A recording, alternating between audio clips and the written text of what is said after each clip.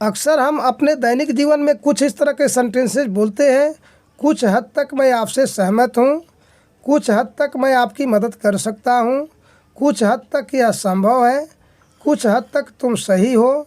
Friends, तो आज के वीडियो में हम जानेंगे कि इस तरह के सेंटेंसेज को बनाने के लिए हम कौन से स्ट्रक्चर का प्रयोग करते हैं। तो आइए इसके स्ट्रक्चर को देखते हैं। To some extent plus sentence, या फिर इसका दूसरा स्ट्रक्चर है sentence plus to some extent. To some extent को हम शुरू में या तो अंत में कहीं भी प्रयोग कर सकते हैं। तो आइए देख लेते हैं टू सम एक्सटेंट का मतलब क्या होता है।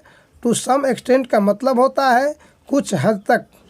चलिए इस एग्जाम्पल से और बेहतर ढंग समझ लेते हैं। तो मेरा पहला एग्जाम्पल है, कुछ हद तक मैं आपसे सहमत हूँ।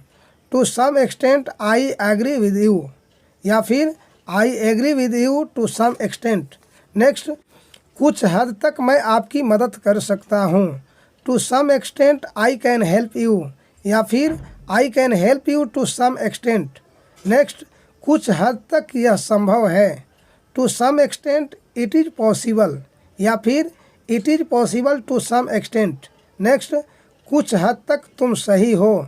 To some extent you are right, या you are right to some extent. Next, यदि आपको कुछ हद तक की जगह काफ़ी हद तक कहना हो तो उसके लिए टू ग्रेट एक्सटेंट का प्रयोग करते हैं। इसे भी एग्जाम्पल से हम समझ लेते हैं, जैसे कि मैंने काफ़ी हद तक उसकी मदद करने की कोशिश की। I try to help him to great extent, या फिर to great extent I try to help him. Next, काफ़ी हद तक वह सही थी। She was right to great extent, या फिर to great extent she was right. Next, मैं इस लड़के को काफ़ी हद तक जानता हूँ। I know this boy to great extent, या फिर to great extent I know this boy. तो फ्रेंड्स, दो सेंटेंस आप सभी के लिए जिसे आपको अंग्रेजी में ट्रांसलेट करना है और कमेंट बॉक्स में लिखना है। कुछ हद तक उसने मेरी मदद की, काफ़ी हद तक वे लोग मुझे जानते हैं।